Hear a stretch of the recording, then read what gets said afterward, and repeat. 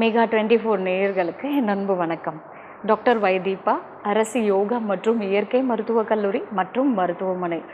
இன்னைக்கு சிறப்பான ஒரு இது என்னன்னு கேட்டிங்கன்னா, குழந்தைகளுக்கான சிறப்பான இதுதான். ஏன் அப்படின்னு கேட்டிங்கன்னா, காலையில் நான் ஓபியில் இருக்கும்போது ஒரு 6 வயசு சின்ன குழந்தை வந்திருந்தான். அவனுடைய கம்ப்ளைண்ட் என்னன்னு கேட்டிங்கன்னா, மேடம் எனக்கு 2 காலும் வலி இருக்குது. அதுவும் காஃப் மசில்ஸில் வந்து பாட்டி சொல்கிறாங்க, அம்மா இவன் கால் வலி மட்டும் சொல்லலைம்மா, எனக்கு காலை பிடிச்சி விடுன்னு சொல்கிறான், ஜாயின்ஸ் எல்லாம் வலிக்குதுன்னு சொல்கிறான், ரொம்ப டயர்டாகி படுத்துடுறான், படிக்க மாட்டுறான், விளையாட மாட்டுறான், சோர்ந்து சோர்ந்து இருக்கான் அப்படின்னு. ஆக்சுவலாக இதுக்கெல்லாம் காரணம் என்ன? குழந்தைங்களுக்கு நம்ம கொடுக்கக்கூடிய ஆரோக்கியமான உணவா, இல்லை நம்ம என்ன மாதிரி உணவை கொடுக்குறோம்? தயவு செஞ்சு நம்மளோ கரெக்ட் பண்ணிக்க வேண்டிய விஷயங்கள் நிறைய. முக்கியமாக பேரண்ட்ஸ் கவனிக்க வேண்டியது, நம்ம நினைக்கிறோம் குழந்தைங்களுக்கு பசி ஆத்துறதுக்காக நம்ம நிறைய பிஸ்கெட்ஸ் கொடுக்குறோம், சாக்லேட்ஸ் கொடுக்குறோம், இதெல்லாம் அவங்கள ரொம்ப ஹாப்பி ஆக்குறோம் அப்படின்னு நினச்சிட்டு இருக்கோம்.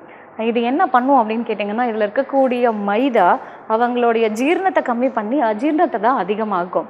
இன்னொன்று, நிறைய சாக்லேட்ஸ்லலாம் பார்த்தீங்க அப்படின்னாக்கா, அதுவும் கேண்டீஸ் எல்லாம் எடுத்துக்கிட்டிங்கன்னா அதில் வந்து ஆர்டிஃபிஷியலான சிரப்ஸ் தான் இருக்குது.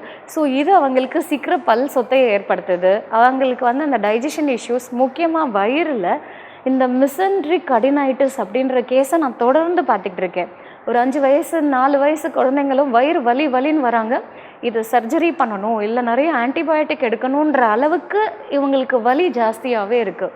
அப்போ இதெல்லாம் வரக்கூடாதுன்னா இந்த மாதிரி உணவுகளை கண்டிப்பாக நம்ம தவிர்க்கணும். அதுவும் முக்கியமாக இந்த சிக்கனை வந்து வறுத்து சாப்பிட்றது, வெளியே சாப்பிட்றதுக்கு பதிலாக நம்ம வீட்டிலையே செஞ்சு கொடுக்கறது பெட்டர் சாய்ஸுங்க. அடுத்த ஒரு முக்கியமான விஷயம் என்னென்னா, மோஷன் போகிறத நம்ம டெய்லி செக் பண்ணணும். இதெல்லாம் நான் பார்ப்பேனா அப்படின்னு கேட்டிங்கன்னா, கண்டிப்பாக ஆஸ் எ பேரண்ட்டாக நம்ம பார்க்க வேண்டிய ஒரு முக்கியமான விஷயம். ஏன் அப்படின்னு கேட்குறீங்கன்னா, அவங்க ரெகுலராக பவல் கிளென்ஸ் ஆகலை அப்படின்னா அதுவே அவங்களுக்கு நோய்களுக்கு ஒரு முக்கிய காரணமாகவே இருக்குது. முக்கியமாக யூரினரி இன்ஃபெக்ஷன் இருக்கிறது ரொம்ப முக்கியமான காரணம்.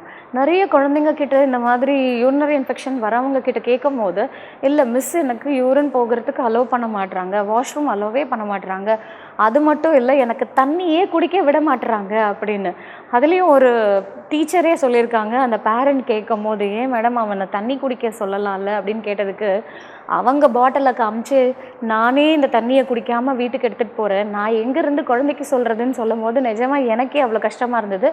ஒரு ஆசிரியர் இந்த மாதிரி விஷயங்களை நம்ம எப்படி நம்மளும் ஃபாலோ பண்ணணும், நம்மளும் குழந்தைங்களுக்கும் சொல்லித்தரணும் அப்படின்னா ஃபஸ்ட்டு நம்ம சரியாக இருக்கணுங்க. நீங்களும் ஒரு தாய் தான், நீங்களும் ஒரு பெண்மணி.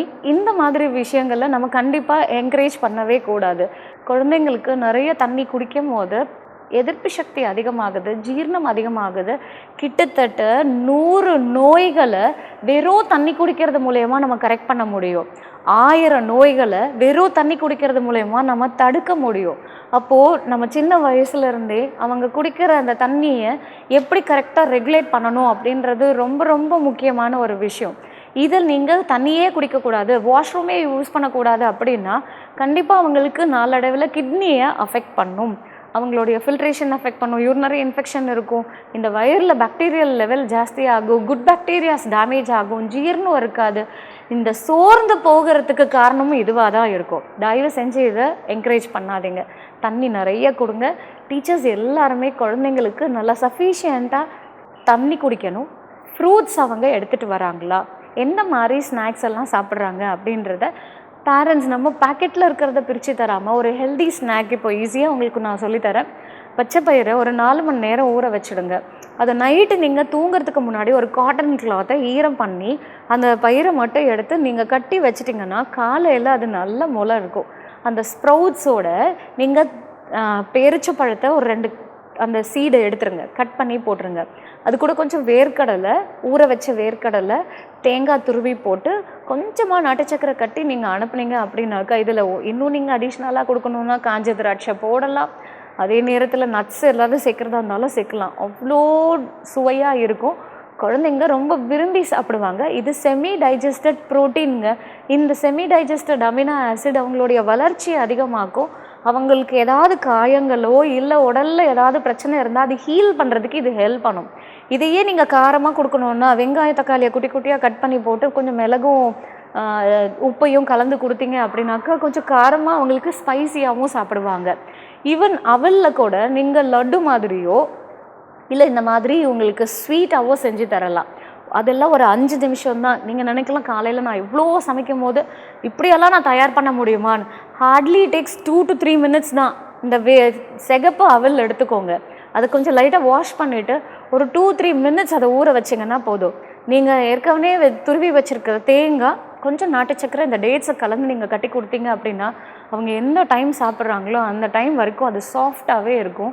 குழந்தைங்களும் விரும்பி சாப்பிடுவாங்க. இதில் அயன் அதிகமாக இருக்குது. ஸோ இந்த மாதிரி வார்ம் இன்ஃபெஸ்டேஷன் எல்லாம் வராமல் கூட தடுக்கும். நிறைய குழந்தைங்களுடைய பிரச்சனையே இந்த மாதிரி ஆரோக்கியமற்ற உணவுகளை எடுத்துக்கிறது மூலயமா அந்த குடலில் வந்து புழுக்கள் அதிகமாக இருக்கிறது ஒரு முக்கிய காரணமாகவே இருக்குது. அப்போது அந்த மாதிரி உணவுகளை தவிர்த்துட்டு இந்த வார்ம் இன்ஃபெஸ்டேஷனை எப்படி நம்ம சரி செய்யறது அப்படின்னு கேட்டிங்கன்னா, நம்ம வந்து அவங்களுக்கு மாதத்துக்கு ஒரு வாட்டி இதை செஞ்சால் கூட போதும். இந்த பப்பாளி விதை இருக்குல்ல, அதை நல்லா வெயிலில் காய வச்சு பவுடர் பண்ணிவிடுங்க. அதில் 1 ஸ்பூன் பப்பாளி விதையும் 1 ஸ்பூன் பூசணி விதையும் 2த்தையும் சேர்த்து அரைச்சி தண்ணியில் கலந்து கொடுத்துருங்க. ஒரு அரை ஸ்பூனுக்கு விளக்கெண்ணெயை உள்ளுக்கு கொடுத்தீங்கன்னா வயிறு நல்லா க்ளீன் ஆகும்.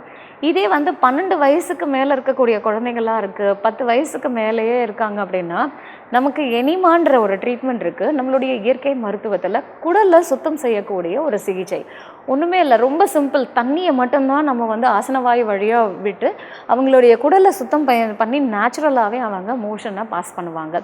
இது மூலயமா அவங்களுக்கு இந்த மாதிரி வார்ம்ஸ் இல்லாமல், அந்த டைஜஷன் பிரச்சனை எல்லாம் இல்லாமல் நல்லா அவங்களுக்கு பசி எடுத்து சாப்பிட்றதுக்கு இது ஹெல்ப் பண்ணும். நம்ம வீட்டில் டெய்லி வந்து பார்த்திங்கனாக்கா ஒரு ஃப்ரெஷ் ஜூஸ் இருக்கணும்.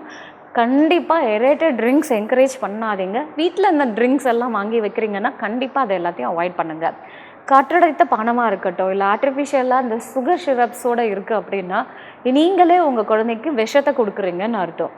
நீங்கள் பழசாறு, ஒரு எலுமிச்சை பழத்தை நீங்கள் ஜூஸ் பண்ணி கொடுக்கலாம், ஒரு கைப்பிடி கருவேப்பிலையை ஜூஸ் பண்ணி கொடுக்கலாம், ஒரு தக்காளியை நீங்கள் வந்து சாலடாவோ இல்லை ஜூஸாவோ பண்ணி கொடுக்கலாம். ஸோ ரொம்ப சிம்பிளாக இது எல்லாமே ஒரு 2 நிமிஷத்தில் இருக்கக்கூடியது.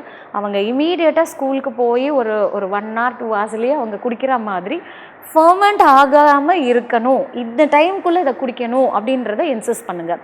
மத்தியானத்தில் கம்பல்சரி மோர் கொடுத்து விடுங்க, மோர் குடிக்கணுன்றதை என்கரேஜ் பண்ணுங்கள். ஸோ குழந்தைங்களுக்கு இந்த மாதிரி பிரச்சனைகள் வராமல் தடுக்க இயற்கை மருத்துவத்தில் அடுத்த விஷயம் என்னன்னு கேட்டிங்கன்னா இடுப்பு குளியல். இந்த இடுப்பு குளியல் யூஸ்வலாக நம்ம வந்து பார்த்திங்க அப்படின்னாக்கா நம்ம வீட்டில் இருக்கிற பக்கெட்டே போதும், இல்லை டப்பே போதும். பாத்திரம்லாம் நம்ம வாஷ் பண்ணி வச்சுருப்போம்ல, அந்த டப்பே போதும். அதில் நம்ம டேப்பை திறக்கும் போது வரக்கூடிய அந்த டெம்பரேச்சர், இல்லை இப்போ பனிக்காலமாக இருந்தால் வெதுவெதுப்பான தண்ணியை யூஸ் பண்ணுங்கள். இது நல்ல வெயில் அடிக்குது அப்படின்னா குளிர்ந்த நீர் போதும். இதில் ஒரு அரை மணி நேரம் குழந்தைய மினிமம், அதாவது இன்னர்ஸோட மட்டும் நம்ம உட்கார வைக்கும் போது அந்த வயிறு பகுதி வரைக்கும் தண்ணியில் டிப் ஆகிருக்கணும். இதை நம்ம ரெகுலராக ஒரு அரை மணி நேரம், அவனுக்கு காலையில் ஸ்கூல் கிளம்பும் போது டைம் இல்லைன்னா அட்லீஸ்ட் அவன் வந்ததுக்கப்புறமா அவனோட யூனிஃபார்ம் எல்லாம் கழட்டிட்டு ஒரு அரை மணி நேரம் அவனை அந்த டப்பில் உட்கார வச்சுட்டு அதுக்கப்புறம் அவன் குளிச்சுட்டு வரலாம். வந்ததுக்கப்புறமா பாதத்தில் ரிஃப்ளெக்ஸாலஜி மசாஜ் கொடுத்துக்கிட்டே குழந்தைகிட்ட பேசுங்க. இன்றைக்கி தண்ணி குடிச்சியா, ஸ்நாக்ஸ் சாப்பிட்டியா, ஷேர் பண்ணியா, நீ எத்தனை பேருக்கு கொடுத்த, நீ எவ்வளோ சாப்பிட்ட, அதே நேரத்தில் மிஸ் என்ன சொன்னாங்க, என் ஃப்ரெண்ட்ஸ் என்ன சொன்னாங்க, நீங்கள் கொஞ்சம் பேசுங்க. ஏன்னா நிறைய பேரண்ட்ஸ் பண்ணக்கூடிய தப்பே என்ன அப்படின்னாக்கா, நம்ம எல்லாருமே ஃப்ரெண்ட்ஸாக இருக்கோமா அப்படின்னா உங்களுக்கு தான் தெரியும் நம்ம எந்த லெவலுக்கு இருக்கோன்னு. நம்ம எந்த அளவுக்கு குழந்தைங்க கிட்ட ஃப்ரெண்ட்லியாக இருக்கோமோ அவங்களுடைய எமோஷன்ஸையும் நம்ம ஈஸியாக நம்ம புரிஞ்சுக்க முடியும். ரீசெண்டாக ஒரு குழந்தைய கூட்டிகிட்டு வந்தாங்க. அவளோட வயசு வந்து பார்த்திங்கனாக்கா 4 வயசு. அந்த அம்மாவுக்கு வீசிங்கோடு வந்திருந்தாங்க. ஸோ அவளுடைய நாடி பார்த்து நான் கேட்ட ஒரே ஒரு விஷயம், என்னடா இவ்வளோ ஸ்ட்ரெஸ்ஸாக இருக்கே, என்ன பிரச்சனை அப்படின்னாக்கா, அவள் வந்து அழ ஆரம்பிச்சிட்டா. அவங்க அம்மா இருந்துட்டு கோவப்பட்டாங்க, நான் எல்லாமே அவளுக்கு செஞ்சுருக்கேன் மேடம், அவளுக்கு எந்த குறையுமே இல்லை, அவளுக்கு எந்த பிரச்சனையுமே இல்லை, எனக்கு தெரியும், அவளுக்கு ஹெல்த் இஷ்யூஸ் மட்டும்தான் அப்படின்னு.